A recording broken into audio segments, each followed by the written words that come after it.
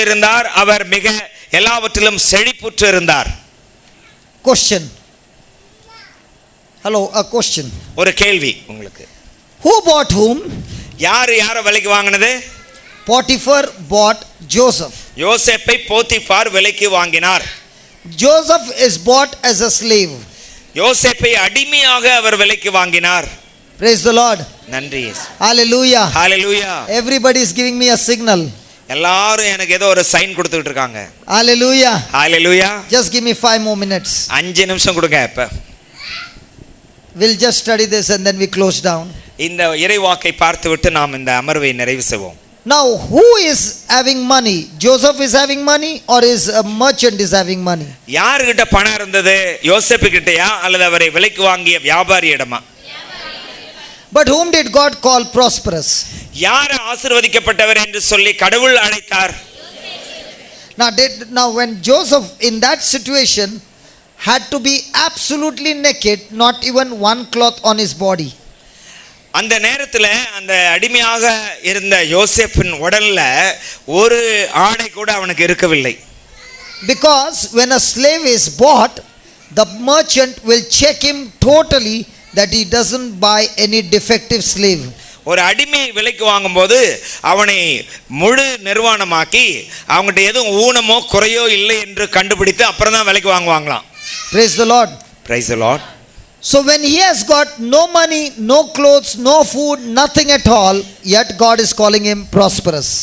அவனிடம் உடையோ உணவோ உறைவிடமோ இல்லாத அந்த நேரத்திலே யோசேப்பை பார்த்து அவர் மிகுந்த வளமையுடன் இருந்தவராக ஆண்டவர் அழைக்கிறார். When God called him prosperous, he believed he is prosperous. Even when he had nothing, did Joseph become a prosperous man?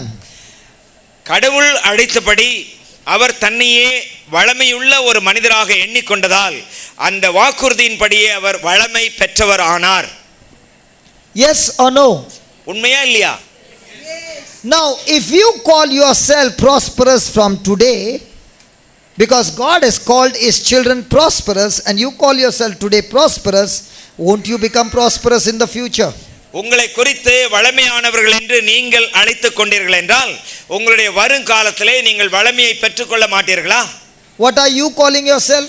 இப்போ உங்களையே நீங்கள் எப்படி அழைத்துக் கொள்ளுகிறீர்கள்? Broken, எல்லாம் இழந்து போனவர், jobless, வேலையற்றவர், unemployed. தொழில் இல்லாதவர். Just see, there is some darkness inside me. எங்கேயாவது என்கிட்ட ஏதாவது தீமையானது ஏதாவது பிடிச்சிக்கிட்டு இருக்காங்கன்னு பாருங்க. Bondage, ஏதாவது கட்டு இருக்குதான்னு பாருங்க. curse, ஏதாவது சாபம் இருக்கான்னு பாருங்க. somebody who. யாராவது எனக்கு செய்வன செஞ்சிட்டாங்களான்னு பாருங்க. What are you calling? என்ன உங்களை பத்தி நினைச்சிட்டு இருக்கீங்க? Because whatever you are calling, that is what you are receiving. நீங்க உங்களை குறித்து என்னவாக நினைக்கிறீர்களோ அதுவாக தான் நீங்க இருப்பீங்க. My children all the time crying. என் பிள்ளைங்க எப்ப பார்த்தாலும் அழுதுகிட்டே இருக்குதுங்க. My children not studying. எப்பவும் படிக்கிறதே இல்ல மக்க பிள்ளைங்க. My children all the time playing. எப்ப பார்த்தாலும் ஆட்டம். And the teacher will call the mother. அப்ப அந்த ஆசிரியை வந்து அந்த அம்மாவை கூப்பிட்டு சொல்லுவாங்க. Now the mother will go to school. அந்த அம்மா வீட்டுக்கு பள்ளிக்கூடம் போவாங்க. And the teacher will start. அந்த teacher தொடங்குவாங்க. Your son good for nothing. உங்க பையன் ஒன்னதுக்கும் உதவாதவன். Nothing going inside. Bussa. அவனுக்குள்ள ஒண்ணுமே நுழையறது இல்ல. Useless. ஒன்னதுக்கும் பயன் இல்ல. Irritating. எப்ப பார்த்தாலும் எரிச்சல். Nothing good will happen. ஒண்ணும் நடக்காது அவனுக்கு நல்லது. And mother will be crying. அம்மாவான அழுவாங்க. And mother will be saying, yes teacher. ஆமா teacher. Now what did the teacher give your child name? உங்க பையனுக்கு அந்த டீச்சர் என்ன பட்டம்லாம் சூட்டினாங்க? Good for nothing. உதவாதவன். Useless. ஒண்ணுத்துக்கும் பயனற்றவன். Mad. பைத்தியக்காரன். Dumb. அவன் பேசாதவன். And you said yes teacher. ஆமாங்க teacher. So what did you give your son the name? அப்போ உங்க பையனுக்கு நீங்க என்ன பேர் சூட்டினீங்க? Praise the Lord. Praise the Lord. What are you going to tell? என்ன சொல்ல போறீங்க நீங்க? All you mothers got to say this. தாய்மார்கள் தான் பதில் சொல்லணும் இதுக்கு. My child has the mind of Christ. என்னுடைய பையன் கிறிஸ்துவை போன்றவன்னு சொல்லணும். My child has the wisdom of God. கடவுளுடைய ஞானம் அவனுக்கு இருக்குதுன்னு சொல்லணும். My child has the knowledge of God. கடவுளுடைய அறிவு அவனுக்கு இருக்குதுன்னு சொல்லணும். My child has the understanding of God. கடவுளை புரிந்து கொண்டவன் என்று சொல்லணும். My child is blessed to be a blessing to the nation. இந்த நாட்டுக்கு ஆசீர்வாதமாக என் பையன் இருப்பான்னு சொல்லணும். My child is anointed. என்னுடைய பையனுக்கு அபிஷேகம் உண்டுன்னு My சொல்லணும். child is healthy. என் பையனுக்கு ஆரோக்கியமானவன்னு My சொல்லணும். child is prosperous. என்னுடைய பையன் நல்லா இருக்க போறான்னு சொல்லணும். My child is the head and not the tail. அவன் தலை ஆனா வால் கிடையாதுன்னு சொல்லணும். Praise the Lord. Praise the Lord. What are you calling your child? நீங்க உங்க பையனை என்னன்னு சொல்றீங்க? Some of them will call their husband. சிலர் பார்த்து அவங்க கணவரை பார்த்து brother my husband drunk. பாருங்க எங்க வீட்டுக்காரர் பயங்கர குடி அப்படி சொல்லுவாங்க.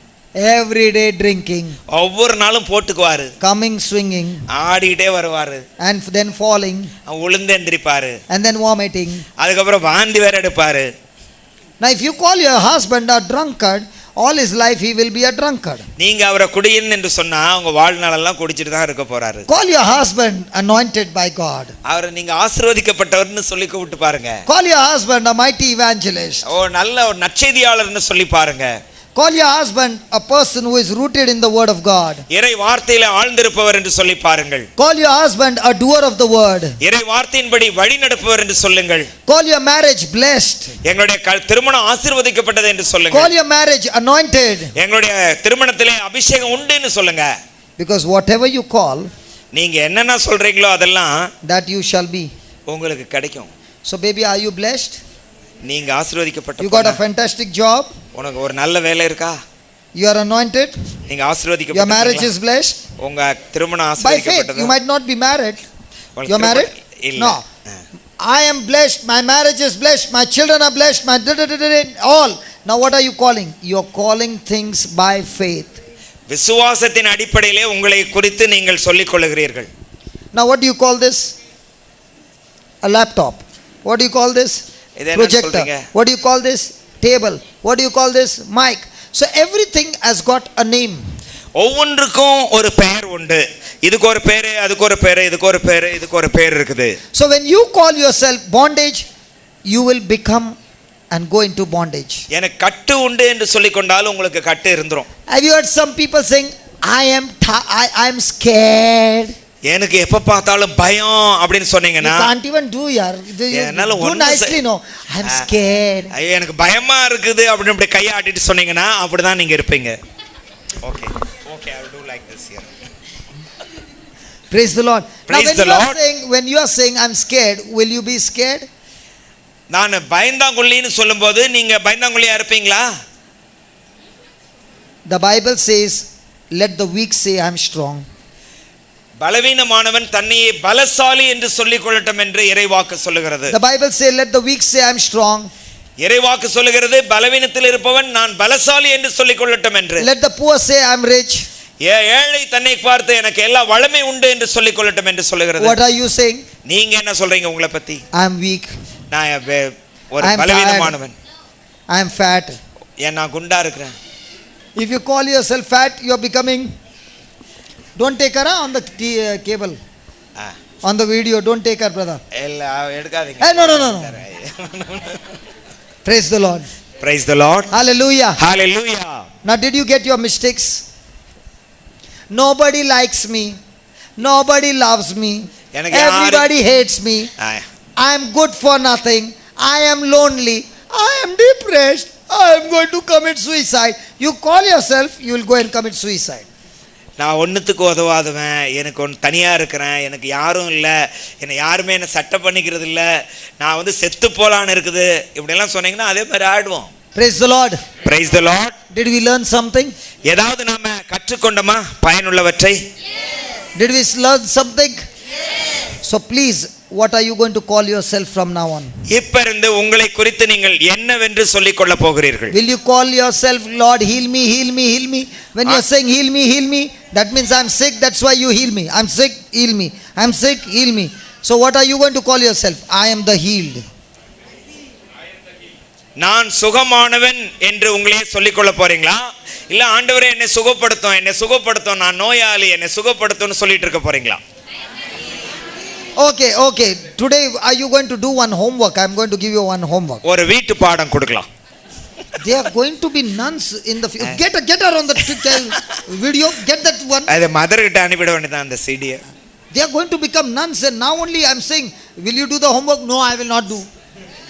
வீட்டு பாடம் இருக்குன்னு சொன்னாலே அவங்க பாருங்க Bible. You are going to say this now while going back home. The Spirit of the Lord is Jesus is upon me. God Himself has anointed me, filled me with His love, and set me free. ஆண்டவருடைய ஆவி என் மேலே அவர் say that. ஆண்டவருடைய ஆவி என் மேலே அவர் என்னை அபிஷேகம் செய்துள்ளார். அவர் என்னை குணப்படுத்தி விடுதலை செய்திருக்கிறார். Will you do that? Now you say.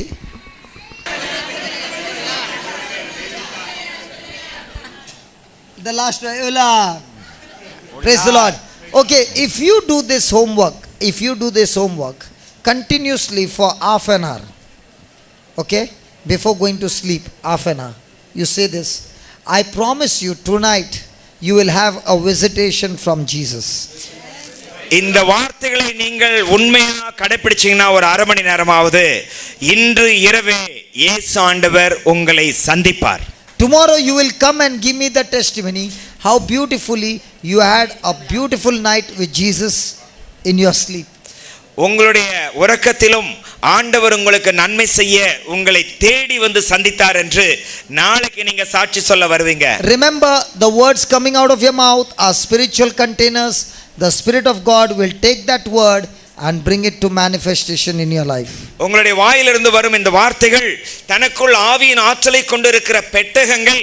ஆகவே அதன்படி அதன் மேல் வைத்த விசுவாசத்தை கொண்டு ஆண்டவர் உங்களுடைய வாழ்க்கையிலே நன்மைகளை நிறைவாய் செய்வார்.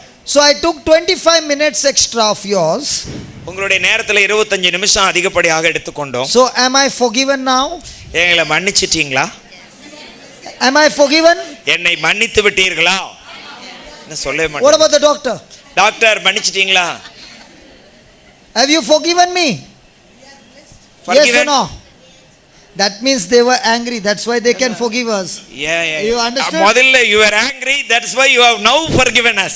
You say that in say that in Tamil. பாருங்க இத்தனை நேரம் நிஜமாலுமே கோபமா இருந்ததனால தான் எங்களை மன்னிச்சீங்க.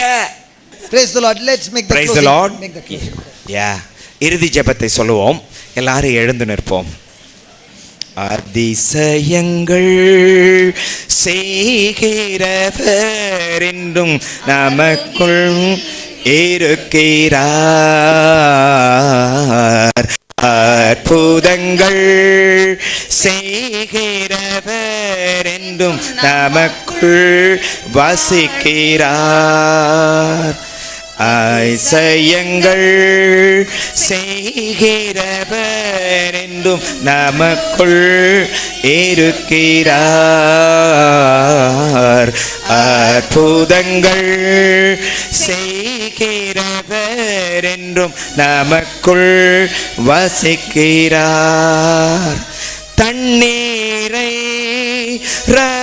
இரத்தமாய் மாற்றினார் அதிசயம்.